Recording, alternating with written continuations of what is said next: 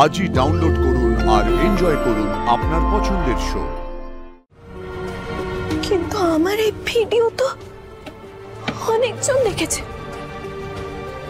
যদি কেউ বাইরের লোক দেবীমাকে এই কথাটা জানিয়ে ফেলে তাহলে কি হবে? আজই তো ঘুম পাচ্ছে। দেবীমা কাল ওই শুটিং থেকে আসার পর থেকে আপনাকে কিছু বলতে চেয়েছিলাম। বলো, কি বলবে? জানি না আমার কপালে কি লেখা আছে, কিন্তু আমি সবটা বলবই। তুমি আমাকে শক্তি দাও ঠাকুর।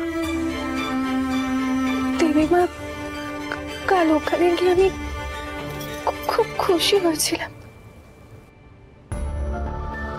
আমি জানতাম বিয়ের অ্যারেঞ্জমেন্ট দেখে তুমি খুব খুশি হবে।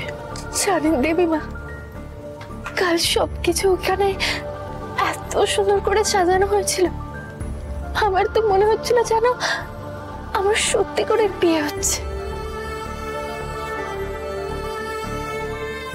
কিন্তু আমি জানতাম দেবীমা সবটা মিথ্যে, কিচ্ছু সত্যি না। না ওই ছাদনা তলা আর না আমার কনের সাজ। আমাকে ওখানে কনে সাজানো হয়েছিল। কথা ছিল যে রাতুল সাহেবও পরের সাজে সাজবেন। ওখানে গিয়ে আমার প্রথমবার মনে হয়েছিল যে আমারও গুরুত্ব আছে। সবাই আমাকেই ঘিরেছিল, আমাকে উৎসাহ দিচ্ছিল। ছোট সাহেব, ঈশান সাহেব, ডিরেক্টর সাহেব। ছোট সাহেব আর ঈশান সাহেবও কাজে খুব ব্যস্ত ছিলেন। সব ঠিকঠাক চলছিল। তারপর হঠাৎ ভাইদা ভাইদা, এই শোন না, কি হয়েছে? তুই এরকম করছিস কেন? তুই শিগগিরই চল আমার সাথে। কোথায় যাবো? কি তুই আয় না, বলছি আমি, তুই চল।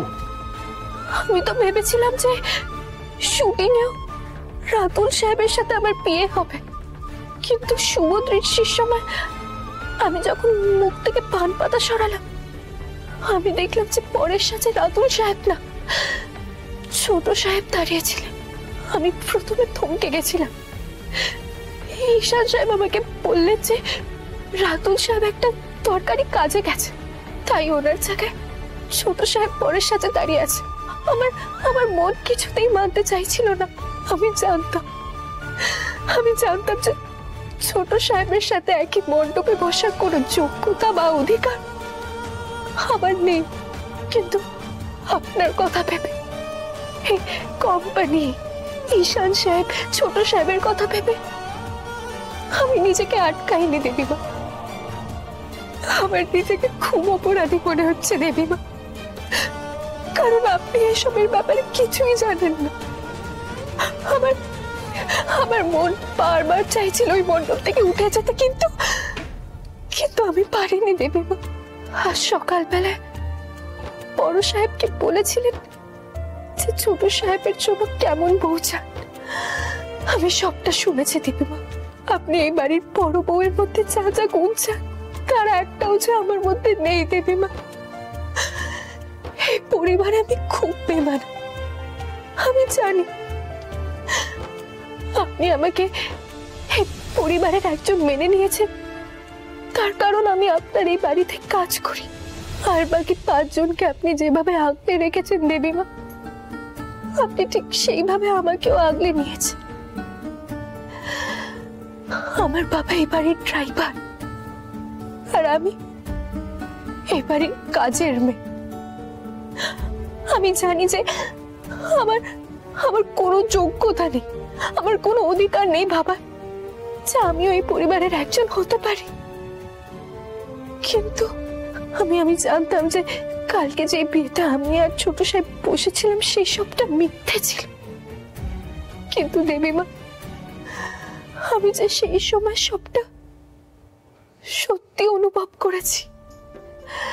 যখন পুরোহিত মশাই মন্ত্রপাঠ করছিলেন, আমি আর ছোট সাহেব 7 পাকে বাধা পড়েছি।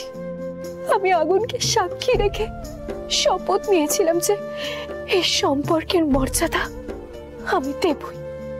ছোট সাহেব আমাকে নিজের হাতে সিঁদুর পরিয়ে দিলে।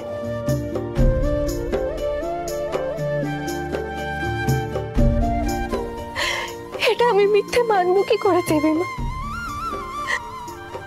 যে আমার সিঁথি রাঙিয়ে দিয়েছে, যার নামে আমি সিঁদুর পরেছি, তার চিহ্ন আমি কি করে মুছে ফেলতে পারি দেবীমা?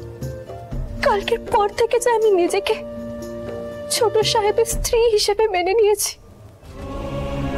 আর আপনি তো বলেন দেবীমা, সদবা স্ত্রীর সিঁদুর, তার মাথার মুকুট সব থেকে দামি অলংকার। এই শীতের সিঁদুর আমি বুঝতে পারবো না দেবীমা, কেউ না মানলেও আমি নিজেকে বাড়ির বড় বউ মানি দেবীমা। আমার কোনো প্রত্যাশা নেই, আমি কিচ্ছু চাই না আপনার বা ছোট সাহেবের কাছ থেকে, কিচ্ছু না। কিন্তু দেবীমা, আমি আপনাকে মিথ্যে বলে বা আপনার কাছ থেকে কিছু লুকিয়ে রাখতে চাই না। আমি আপনাকে সবটা বলে দিয়েছি দেবীমা। এবার আপনি যা সিদ্ধান্ত নেবেন আমি মাথা পেতে নেব দেবীমা।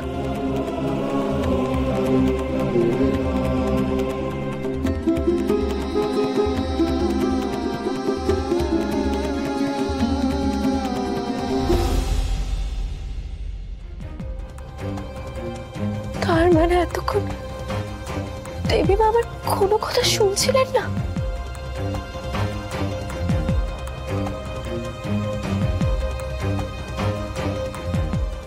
উনি তো ঘুমিয়ে পড়েছেন।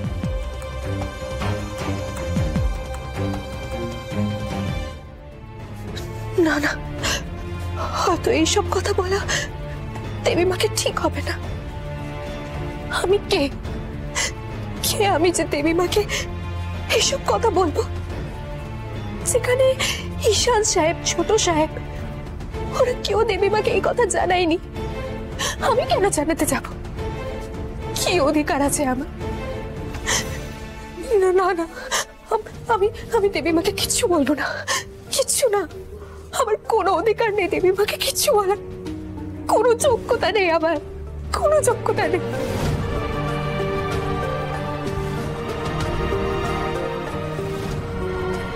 কিন্তু আমার এই ভিডিও তো অনেকজন দেখেছে। যদি কেউ বাইরের লোক দেবীমাকে এই কথাটা জানিয়ে ফেলে তাহলে কি হবে? দেবীমা তো অনেক কষ্ট পাবে। দেবীমা যদি জানতে পারেন যে ছোট সাহেব এত বড় একটা কথা দেবীমার কাছে আড়াল করেছে, তাহলে তো দেবীমার মন ভেঙে যাবে। না না না,